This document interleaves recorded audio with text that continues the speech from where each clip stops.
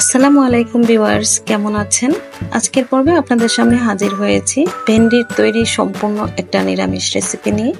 যারা ভেন্ডি খেতে পছন্দ করেন তাদের কাছে তো এটা অসাধারণ একটা রেসিপি, আর যারা ভেন্ডি খেতে পছন্দ করেন না তাদেরকে আমি রিকোয়েস্ট করব একবার হলেও এই রেসিপিটা ট্রাই করার জন্য। তো চলুন আর কথা না বেরিয়ে রেসিপিতে চলে যাই। তো এটা তৈরি করার জন্য আমি একটা পেস্ট তৈরি করব এখানে। তো নিয়ে নিচ্ছি 1 টেবিল চামচ পোস্তদানা, 1.5 টেবিল চামচ দিয়েছি সাদা সরিষা, আপনারা কালো সরিষাটাও দিতে পারেন। তো এর মধ্যে দিয়ে দিচ্ছি একটু পানি। আমি আধা ঘন্টা এটা ভিজিয়ে রাখবো। অনেক সময় সরিষা ব্লেন্ড করার পর তিতা লাগতে পারে, তাই যাতে তিতা না লাগে সেজন্য এখানে আমি 4টা কাজু বাদাম দিয়েছি। আর এটা ব্লেন্ড করার সময় আমি 3-4টা কাঁচা মরিচ দিয়ে দেবো, তারপর ব্লেন্ড করে নিব। তো এটা ভিজিয়ে রাখছি। এখন এখানে আমি কিছু ভেন্ডি নিয়েছি, আর ভেন্ডিগুলো চেষ্টা করবেন একদমই কচি নেওয়ার। তো আমি ভেন্ডিগুলো খুব ভালো করে ধুয়ে পরিষ্কার করে 2 মাথা একটু কেটে নিচ্ছি। আপনারা চাইলে আরেকটু ছোট করে কেটে নিতে পারেন, আর আমি একটু বড় করে কেটে নিয়েছি। তো এখন এগুলো ম্যারিনেশন করার জন্য দিয়ে দিচ্ছি স্বাদ মতো লবণ, 1/2 চামচ দিয়ে দিচ্ছি হলুদের গুঁড়া, 1/2 চামচ দিয়ে দিচ্ছি মরিচের গুঁড়া, 1 টেবিল চামচ দিয়ে দিচ্ছি ভেষণ। এটা আমি একটু ক্রিস্পি করে ভেজে নিব। তো এখন সবকিছু একসাথে ভালো করে একটু মিশিয়ে নিচ্ছি।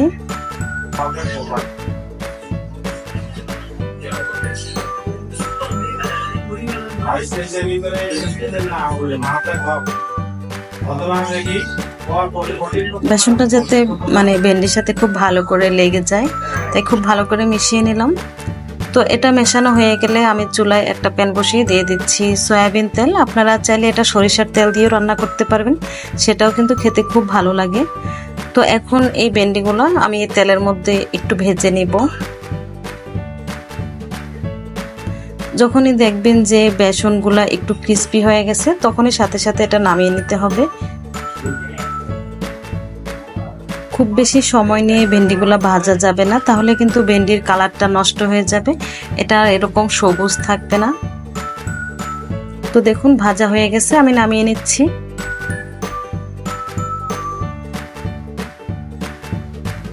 সবগুলা ভেন্ডি এভাবেই ভেজে নিয়েছি। আর এই তেলের মধ্যে আমি এখন দিয়ে দিচ্ছি কালি জিরা।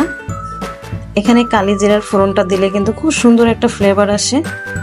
দিয়ে দিচ্ছি হলুদের গুঁড়া 1/2 চামচ, 1 চামচ দিয়ে দিচ্ছি মরিচের গুঁড়া, একটু নেড়ে চেড়ে নিচ্ছি। আর দিয়ে দিচ্ছি টমেটো।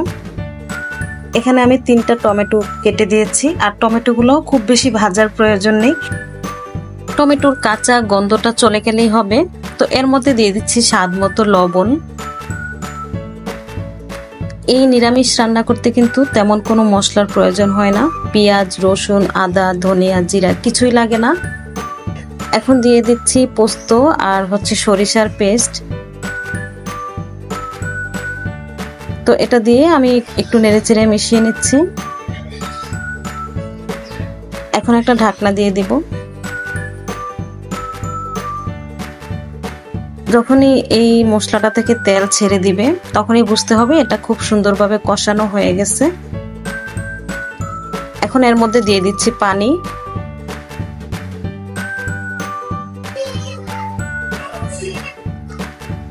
খুব বেশি পানির প্রয়োজন নাই, পরিমাণ মতো একটু পানি দিয়ে নিব।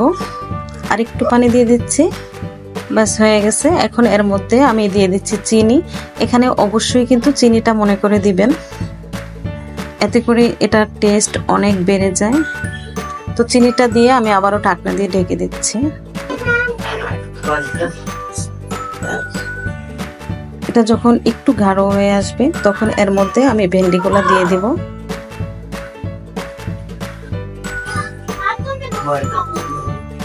এখন একটু নেড়ে চেড়ে মিশিয়ে নেব।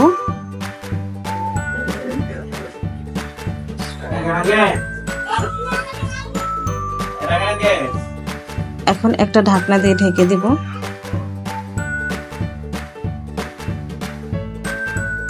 চুলার আঁচ লোতে রেখে এভাবে 5 মিনিট রান্না করে নিব। 5 মিনিট পর ঢাকনাটা সরিয়ে নিচ্ছি, তারপর একটু নেড়ে চেড়ে নিচ্ছি। এ পর্যায়ে কিন্তু গ্রেভিটা একদমই গাঢ় হয়ে গেছে, এটা আর আমি খুব বেশি জাল করব না। এখন এর মধ্যে দিয়ে দেব ধনেপাতা কুচি। ধনেপাতা কুচিটা দিয়ে একটু নেড়েচেড়ে মিশিয়ে নিচ্ছি।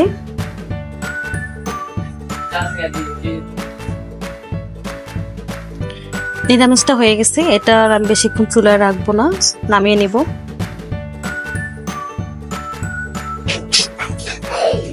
দেখুন নিরামিষটা দেখতে যেমন লোভনীয়, খেতেও কিন্তু অসম্ভব মজা হয়েছে। আপনারা কিন্তু এটা বাসায় একবার হলো ট্রাই করবেন, মানে খুবই ভালো লাগে। তো আমি আপনাদেরকে সার্ভ করে দেখাচ্ছি এটা কতটা সুন্দর হয়েছে। দেখুন ভিডিওটা আপনাদের কাছে কেমন লেগেছে প্লিজ কমেন্টে জানাবেন। আর রেসিপি ভালো লাগলে লাইক কমেন্ট শেয়ার করে আমার চ্যানেলটাকে সাবস্ক্রাইব করে পাশেই থাকবেন আশা করি। আর এটা কিন্তু আপনারা পোলাও, তারপর সাদা ভাত বা রুটি এগুলো দিয়ে কিন্তু খেতে পারেন, খুবই মজা। তো আজকের মতো বিদায় নিচ্ছি, সবাই ভালো থাকবেন, সুস্থ থাকবেন, নিরাপদে থাকবেন।